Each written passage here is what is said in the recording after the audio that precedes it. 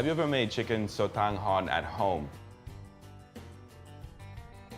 This is a really interesting Filipino dish because it combines influences from China. It has annatto seeds in it from Mexico, which is used a lot in Central American and Caribbean cooking. And of course, you know, local Filipino flavors and culinary twists from right here in the Philippines. So really excited to try this recipe out and to share this with all of you at home. I've been really struggling to say the word Sotanghon. I don't know if I said it right just then, but if I did or didn't, chicken Sotanghon, it's like my bogey word at the moment, Sotanghon. It's kind of really doesn't roll off the mouth well for a foreigner, but I hope I said it right, and I hope you guys enjoy cooking this recipe at home. It's a lot of fun. It's gonna be bright yellow colored and really delicious. So yung ating first step dito is we actually need to prepare some annatto water, and it's really easy to do. You know, it looks like one of these complicated things, but this is what the seeds look like. But they're kind of this reddish looking, earthy looking kind of seed. Annatto is also known as the poor man's saffron. Yeah, if you're a poor man, go out and buy annatto as well. It's pretty cheap, and you can use that to get that beautiful yellow color in a lot of your Filipino or Mexican cooking. So I've got about 2 tablespoons of that. I'm gonna add it into a small saucepan. And then I'll put in about, usually about 2 tablespoons of annatto seeds to a cup of water. I think I've got a bit more than that, so I'll maybe put in 1.5 cups of water here. And then I'm gonna bring that to the boil and let it boil for about 5 minutes for the colors from the annatto seeds to start to infuse with the water. Okay, so while my annatto seeds are boiling with the water, I can get started on the rest of the recipe now. The first thing you wanna do is get some chicken breast and boil it in water. So I've actually done that earlier. I tried to buy the chicken breast on bone, and the reason I'm doing that is that that's going to impart a richer flavor to the chicken broth that's left over from cooking it, which will actually be used later in preparing the sotanghon. And if you take a look at my chicken stock now, you can see it's got a nice color there. Some of the fat from the chicken's also emerged, so that will add a lot of flavor to our sotanghon later. So the next step here is the chicken's still a little bit hot. I want to strip this and shred it with my hands later, but the steam is still coming off. So as much as I'd like for you to all see me burn my fingers, I'm gonna just let that cool for 5 minutes or so. And meanwhile, I've got a pot over here, tiny bit of oil there. I'm using these pots with like the stone ceramic non-stick, so I'm trying to lower the oil in my cooking a little bit these days. To this pot, I'm gonna add, this is about 2 tablespoons of garlic. And I've got, you know, a little bit of red onion here, about 1/2 cup of diced red onion. So once those, the bawang and sibuyas are starting to turn translucent and the fragrance is starting to waft up from that, you can start to add in a few of the other ingredients. I've got some carrots here. They've just been cut julienne, so I'll add those next. This is gonna look fantastic later with the yellow of the soup, the orange of the carrots. It's a really cool looking dish. And next I've got 2 types of mushrooms. You can use pretty much any mushrooms you have on hand.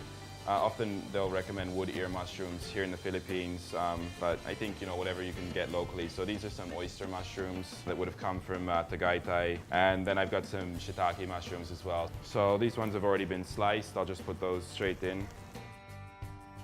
Okay, and then I'm gonna add in my, my oyster mushrooms next. And you can give the pot a quick stir.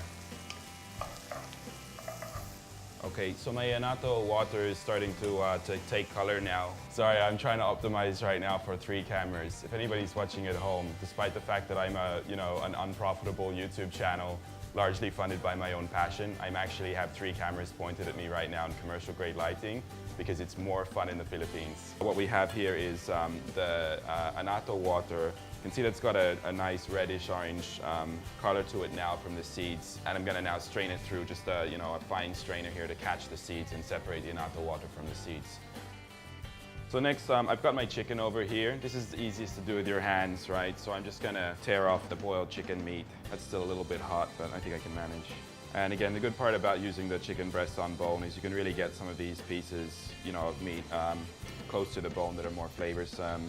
Get everything right, totally strip it. It's easy to take off because of the boiling. Don't forget you can subscribe to the channel at any time and help me take Filipino food global. Really appreciate your support. You can always leave messages and comments. Actually, I read everything personally. You can actually make it quite a bit finer than this. This is still fairly chunky.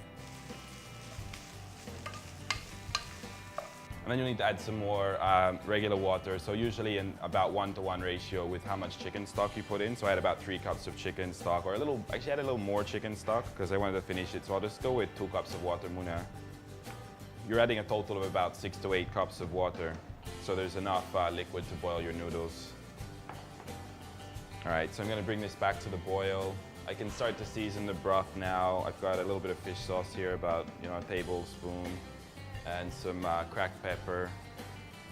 Okay, so I brought this back to the boil, and then our last step to finish it, of course, is to add in our vermicelli noodles. So I just had these softening in some cold water.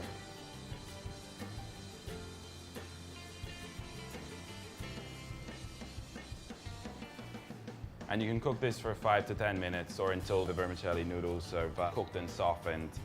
So that smells amazing.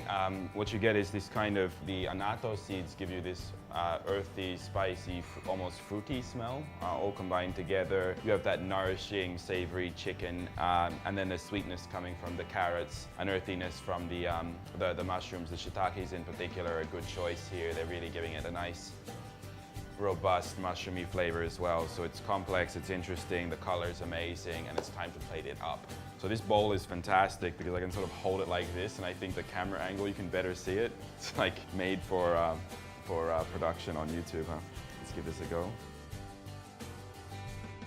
Okay, and then I'm just gonna finish it with some slices of boiled egg, and then we'll put a bit of fresh spring onions just to give it a bit of green color contrast. And this is ready to taste. All right, so we're gonna try this out straight away. Hopefully it's not too hot and I don't burn myself, but I've got some chicken, I've got some egg. I might get a second spoon to grab the mushroom. All right, here we go.